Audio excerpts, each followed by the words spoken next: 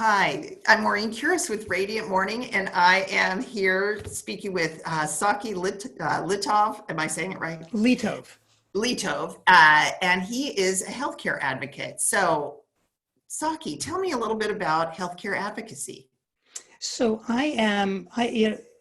one of the challenges with healthcare advocacy is actually even identification. I consider myself a patient advocate. Mhm. My focus is helping individuals navigate our complex healthcare system. Healthcare in America is so challenging. And I think that especially now with COVID and this global pandemic, it's really highlighted a lot of the weak areas in the system, but they've always been there. And so I've been peripherally associated with healthcare, most of my life, and this is a passion. So that's how I got into it. I love that because, as I mentioned to you, to have a 15-minute appointment, most people don't know what they don't know, or they're so overwhelmed and they don't know what to ask, what questions to ask, what they should be concerned about. And then all of a sudden the appointment's over. So how, as an advocate, do you work with a patient? Well, actually, I'll tell you that in a moment, but I want to speak even specifically to your organization point.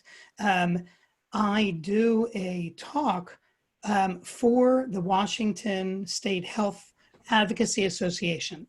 Um, and the talk is all completely focused on how to take advantage of that time and how to be organized. And so for anybody who is interested, they are welcome to connect to me through social media. And I have a little tool that is a doctor's agenda, all kind of prepped out. And all you got to do is print it out and cut it in half, 2 sheets per page. And it's just a simple, easy tool that you can use to prepare for a doctor's visit.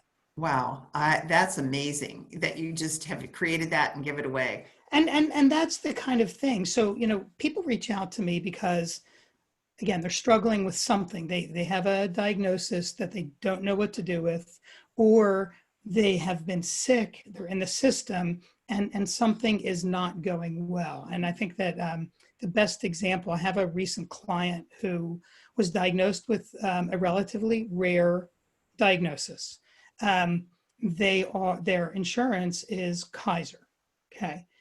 Now, Kaiser is one system, but because the diagnosis that they are struggling with, this the specialist locally for us is actually not in Kaiser; they're in another system. So that is actually the person who's kind of driving the care. Okay, now it gets even a little more complicated in that they had to have a couple procedures that they had at yet another system. Now, none of these systems talk to each other. Right. And so information doesn't flow back and forth. So she called me, she was in a panic. It's a spouse and didn't know what to do. All I did was facilitate communication. I connected the Kaiser to this other facility, and then brought in these other people. And as healthcare practitioners, even if ultimately everybody wants to help their patients, that's it. But sometimes we're so busy with the details of what we're doing, we forget that these things happen and they kind of fall through the cracks. And doctors have just a few minutes to be with people. How do they make the best use of that time? So do you have, so I've thought of it as making the best use of the doctor's time, but you help them navigate the insurance maze also, It's it's in a sense. it's never one thing. Okay. And so while interestingly, I helped this client navigate some insurance. And actually, even that, I actually had another client who they had a medication that they were taking, and the doctor switched it. They didn't really know why. The medication they'd be taking previously cost them $10 with their insurance plan. The new medication was costing them $250. And they didn't understand why. Well, all I did was I contacted the physician's office who was prescribing it, and I asked why this switch had happened, and they didn't really have an answer. I said, well, can we switch back to this old one? Because the new one's costing your patient $250 out of pocket a month. Oh, they're like, oh, no problem. Right. Done, right? Easy. However, sometimes there are uh, instances where it is way more complicated. And so I have colleagues who that insurance is what they do. And so anytime I think somebody who comes to me whose problem or challenge is really complex and it's very insurance focused, I'll refer them to somebody who that's what they do. That's so interesting. As you were talking about the getting the information on the medication, how does that play in with HIPAA, that they could give you that? And so as an advocate, do you have permission from the patient to speak with? Yeah, 100%. The very first thing I do with all new clients is I have them sign 2 primary forms. There's a contract with me that also offers them, it's them giving me permission to speak on their behalf. But then I also I have clients sign a HIPAA release form. Okay, that is, it has all the legalese on it. This is what I use to send to any of the offices or facilities where a client may be interacting. And that one paper, I automatically, photocopy 15 times and then just fill in, because I fill in the facility and the individual practitioner anew each time. And so, when my first few hours of establishing with somebody is actually spent getting all this stuff into place, because very few of my clients have one doctor or one facility they're dealing with.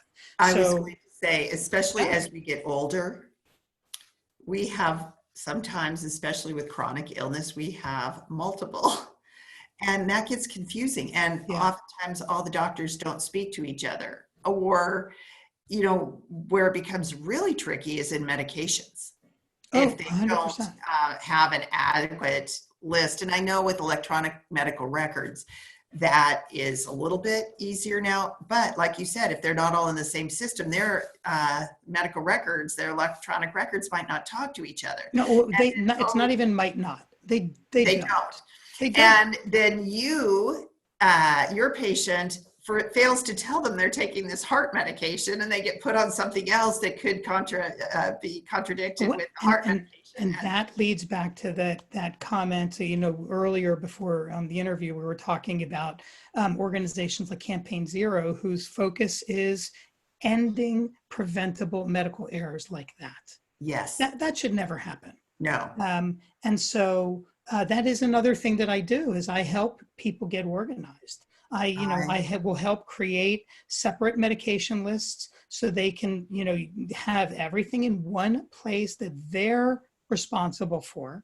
Even if you're taking it from the EHRs, which is great, right?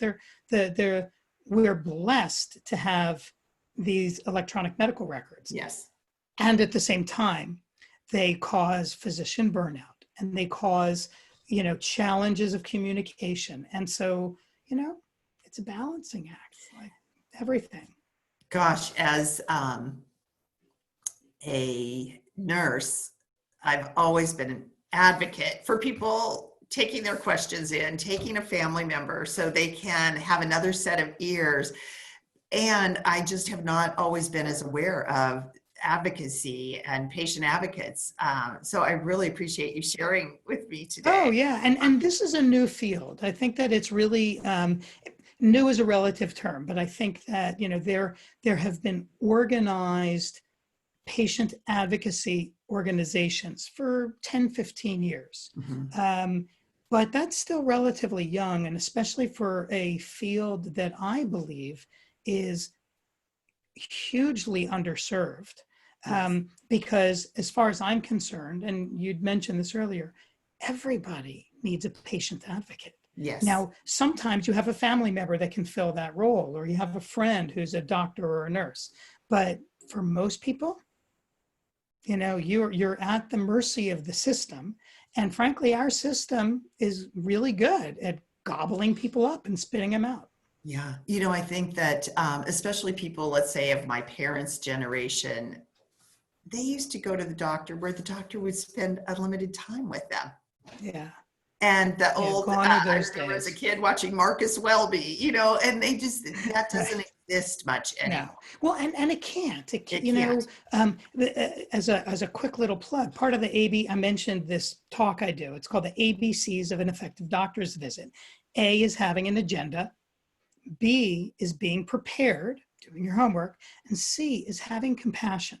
And compassion is required both for yourself as a patient and for the doctor that you're seeing, because their workload is untenable.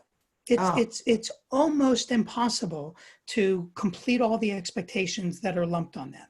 So yeah. And I don't think people realize my husband's a doctor and he gets home 8, 9, 10 o'clock at night. and His weekend's starts off work. and he starts work at 7, you Well, know, no, but I'm thinking he gets home to start paperwork. oh, well, and then he spends a lot of his weekends in Yeah. doing paperwork um, because there's just not the hours in the day to keep up. And there's not an expectation that you should do that on the time you're working, but it has to be done. It has to be done. Yeah. And I don't Yeah. think that people really realize the hours that are put in. So No. I just am so appreciative of you sharing all of this information with us today. And can you tell me, how can people reach you? Sure. So I have a presence on LinkedIn, so I'm always happy to connect with people on LinkedIn. My company name is Navon Health, Navon Health, and so we have a Facebook business page. But you know, I actually do a lot of video, and I have a YouTube page, and my name is spelled uniquely, and so it's very easy to find me on YouTube. So look me up on YouTube and like and subscribe. And my hope is that I'm sharing content and information that inevitably somebody will find valuable to be able to pass along and help somebody else. I love that. Well, I'll post all of your contact information Awesome. um, on this video. So, And remember, I'm happy to email if somebody connects with me in that way. I'm happy to email them a copy of that doctor's agenda. oh, that's great. That's really great. Yeah, Well, thank you so much for being here today, and I appreciate your time. So, Maureen and Saki my signing pleasure. off. Thanks so much for joining us. Bye.